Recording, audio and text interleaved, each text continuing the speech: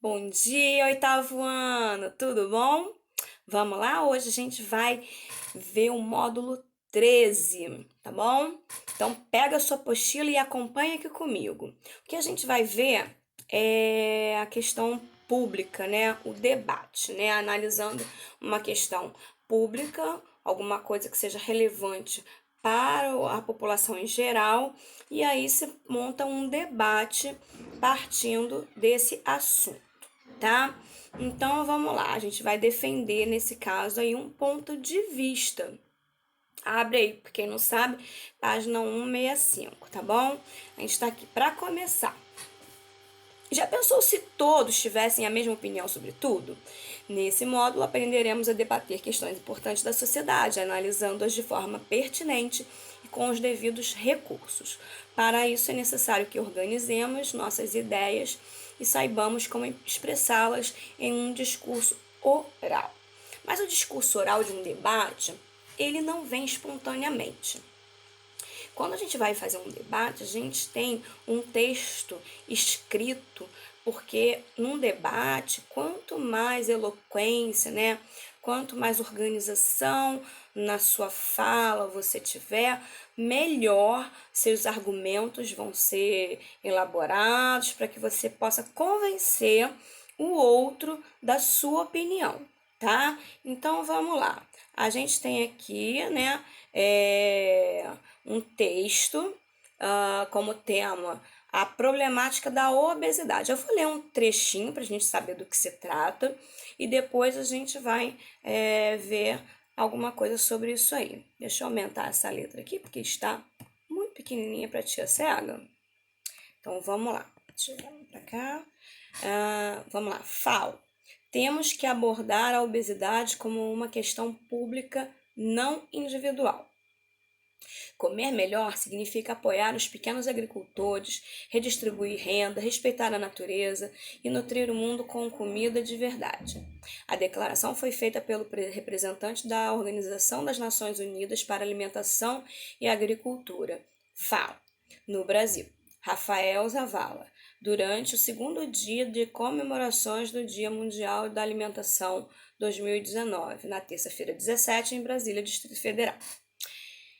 Este ano, junto à FAO, a data foi celebrada de forma conjunta com outras 3 organizações internacionais: Programa Mundial de Alimentos, Fundo Internacional de Desenvolvimento Agrícola e Instituto Interamericano de Cooperação para a Agricultura. Só mais um pouquinho para a gente se inteirar aqui de como o texto se desenrola. Segundo Zavala, a quantidade de subnutridos no mundo aumentou nos últimos 3 anos para 821 milhões. Conflitos armados, desaceleração econômica ou crescimento negativo em alguns países, mudanças climáticas e desigualdade social são os principais causadores do aumento da insegurança alimentar, salientou. Aí vem aqui o que uma fala, tá? Tá entre aspas. Os números globais de desnutrição crescem e mostram que uma alimentação nutritiva ainda está longe de se tornar um bem comum. Enquanto lutamos contra a fome, a obesidade aumenta de forma ainda mais rápida. Hoje, são 672 milhões de adultos obesos em todo o planeta, disse o representante. Temos que abordar a obesidade como uma questão pública, não como um problema individual, declarou. Para o diretor adjunto do Centro de Excelência contra a Fome, do PMA, Peter Rodrigues, é preciso uma mudança de hábitos alimentares. Para isso é necessária uma agricultura sustentável, avaliou. E aí tem o resto do texto aqui que você vai continuar, tá? Eu quero aqui fazer uma pausa, porque eu tô aqui não para ver somente o que está no livro, mas para complementar, né? Trazer uma reflexão sobre o que está falando. Então, sobre esse texto, eu me sinto particularmente tocada, porque eu sempre fui magrinha, né? Eu sempre fui bem magrinha. E aí, depois que eu cheguei a uma certa idade, né? Quase chegando aos 40, eu comecei a ter uma queda no meu metabolismo. Eu tenho um probleminha de tireoide também. E E aí eu venho num processo de engordar. Engordei bastante, né? Desde do lá dos 38, hoje eu tô com 44. Então eu tô engordando progressivamente. E aí a gente vai no nutricionista, segue essas pessoas que falam, né, sobre nutrição, e eu sou uma pessoa muito antenada em relação a isso. Porque eu sempre gostei muito de estar magrinha e tinha muita. Eu me admirava muito por eu ser saudável também. Sempre os meus exames davam tudo ótimo, né? Aqueles exames que você faz, colesterol, ah, para diabetes, nada disso estava com ruim para mim. E há pouco tempo fui fazer, e aí meu colesterol tava ruim, aí eu fui me dar conta.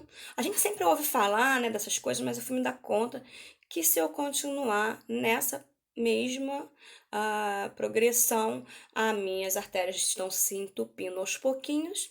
E eu posso ter um treco aí do dia pra noite, ainda jovem, né? Me considero jovem ainda, apesar de dizer, né, a velhinha, não sei o quê, brincar e tal, mas eu sei que a expectativa de vida hoje em dia é muito alta. Então, aos 44 anos eu ainda tô jovem e eu ainda posso ter uma vida boa. Só que qualidade de vida, né? Então é importante se exercitar, coisa que eu sempre fiz, não muito ativamente, tal, a gente faz do dia, 2 dias, falta 3, tipo isso, né?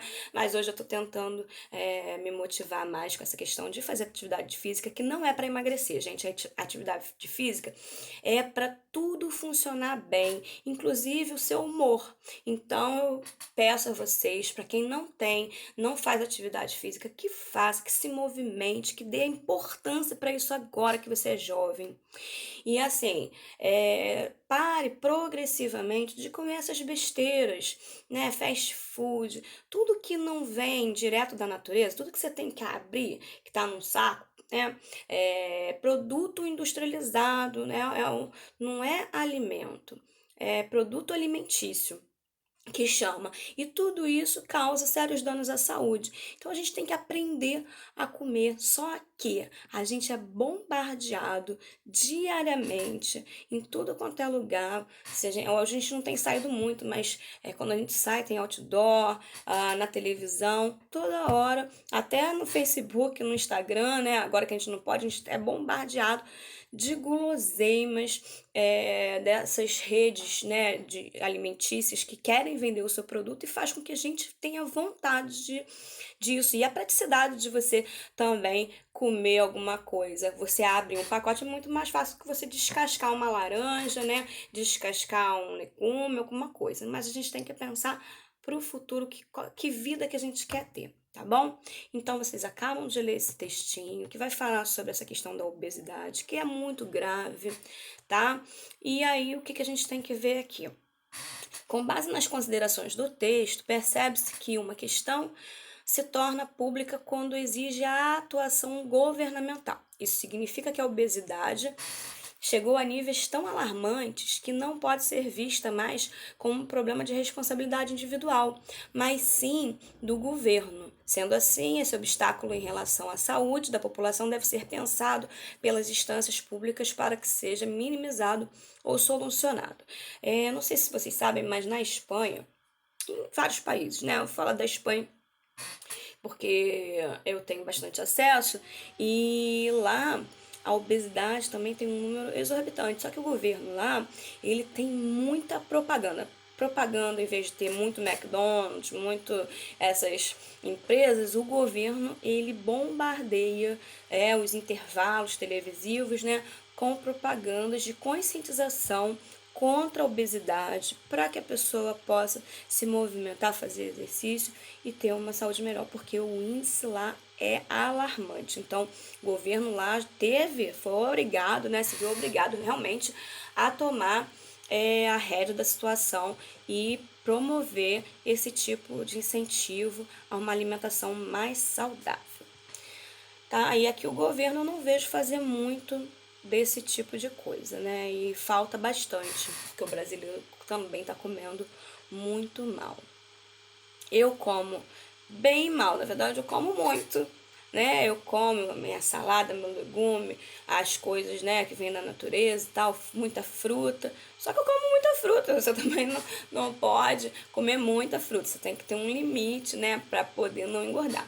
Mas aí a gente tem que ver que engordar não é só estética, tem a questão de você aumentar o seu índice de glicose, de colesterol, né, de gordura no seu organismo, que pode causar várias doenças.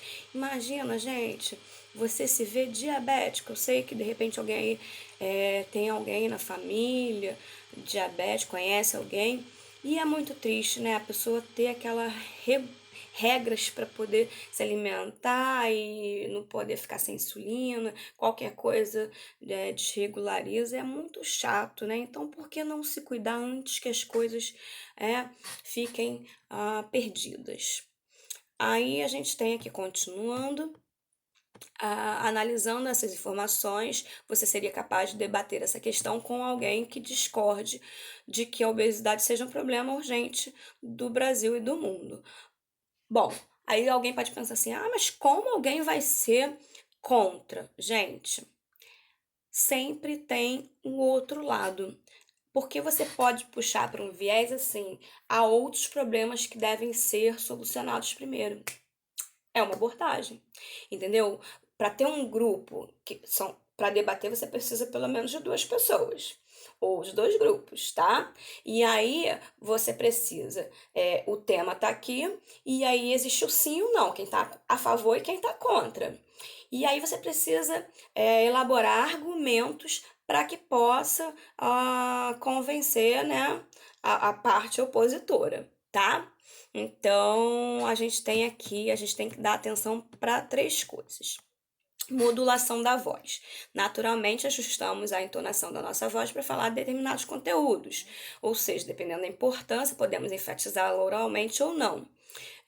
Como você reproduziria oralmente, por exemplo, a fala a seguir do representante brasileiro da FAO, Rafael Zavala? Aí tem aqui, né, quando ele diz assim: os números globais de desnutrição crescem e mostram uma alimentação nutritiva ainda longe de se tornar um bem comum. Quando eu faço um longe, eu estou enfatizando o problema, dando uma ênfase que é um problemão.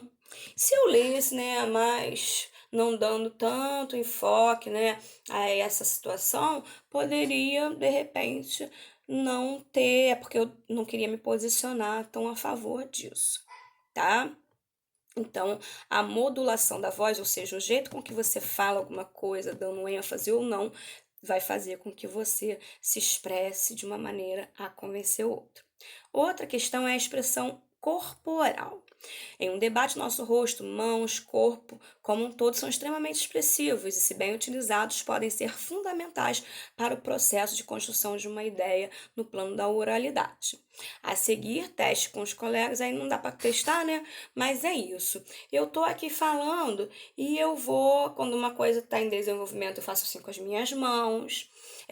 O meu rosto se expressa quando uma coisa é ruim, né? A minha sobrancelha fica de um jeito. Quando é alguma coisa mais alegre, eu dou um sorriso, né? Então, tudo vai levando vocês junto comigo, junto com a minha corrente. Eu tô querendo levar vocês na minha ideia, entendeu?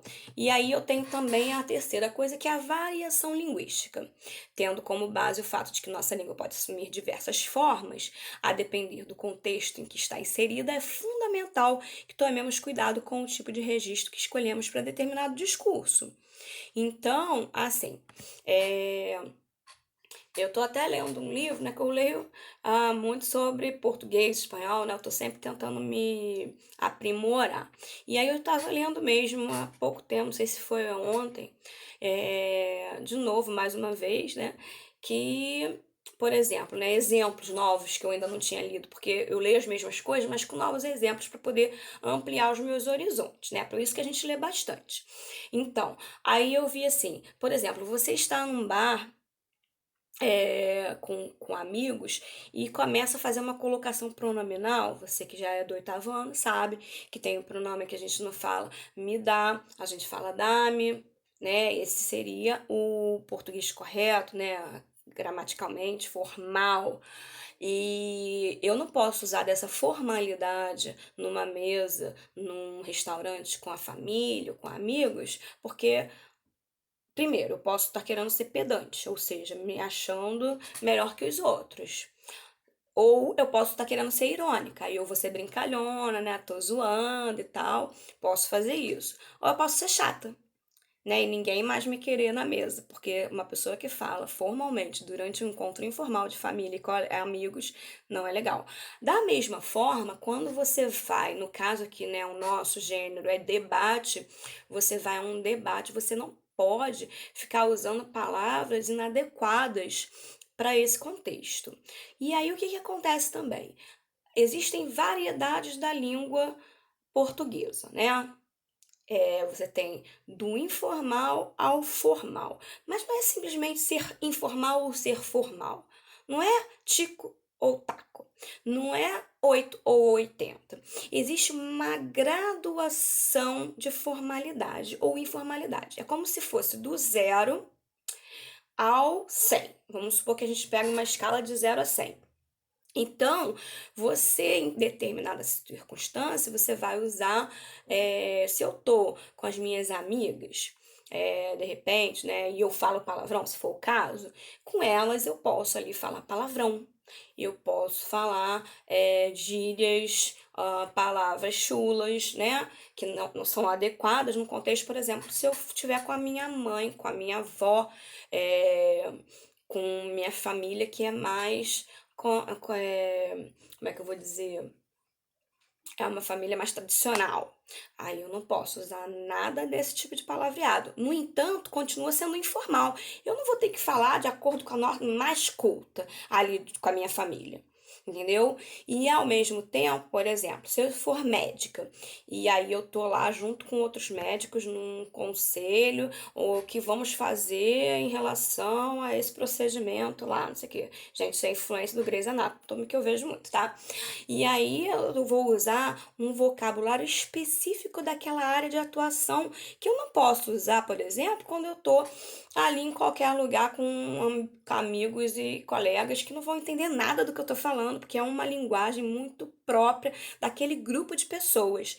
Assim como quando eu vou palestrar, eu sou estudante de medicina e vou dar uma palestra, eu não posso de jeito nenhum ser informal.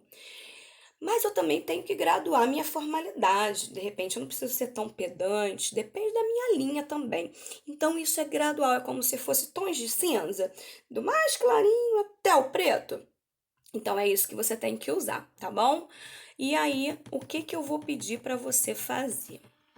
Você vai aqui, lá na página 168, tem a charge 1, tá? Para debater. O que que eu vou pedir? Presta bem atenção.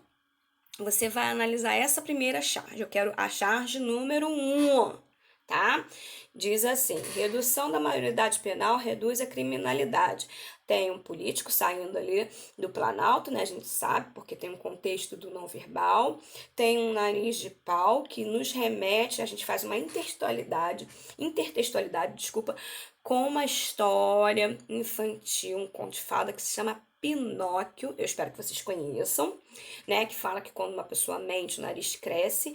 E aí a questão de ser de madeira, porque o Pinóquio era um boneco de madeira, a princípio.